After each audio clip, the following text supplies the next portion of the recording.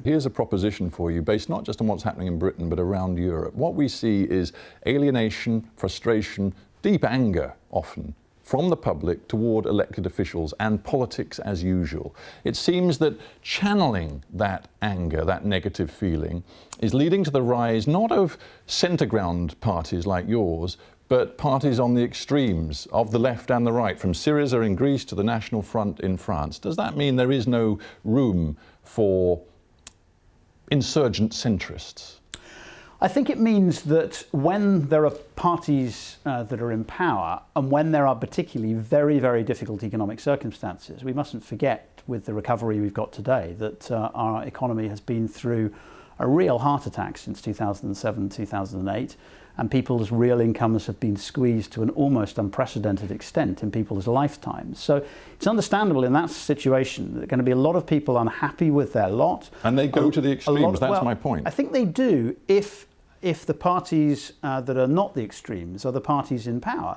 And by being in coalition, we are a party of power. So we've not got some of the protest votes that might have come to us if we've been out of power during this period of time.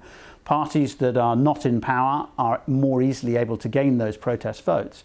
And the way to deal with that is not to move around to the extremes or pander to those extremes. It is to fix the problems that are causing the discontent amongst the wider population.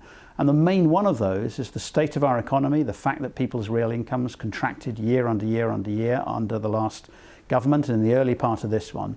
When we've sorted out the economy, when we've addressed fully people's concerns and people can see that we've emerged into a new period out of austerity, I think we'll begin to see those parties on the extremes of politics shrivel back pretty quickly. Do you? I mean, maybe there's a complacency in what you've just said. Maybe it isn't just about getting economic management right. Maybe there's something more profound going on, that across democratic Europe, people are actually highly cynical about and doubting the merits of the democracies that we live in. They no longer trust the system.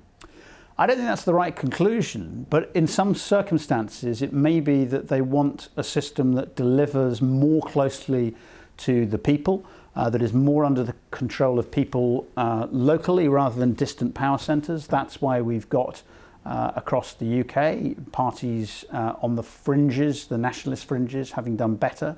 And so we're trying to address that, not by hoarding power in places like Westminster, but by making sure we respond by passing power down, not just within the United Kingdom, but also we should be doing that in England, and that is a challenge for the next Parliament as well. We've got to make sure that in this world where many things are becoming more global, power actually is exercised at as local a level as possible, because we know that people still value their ability to take decisions and influence those decisions at as local a level as possible.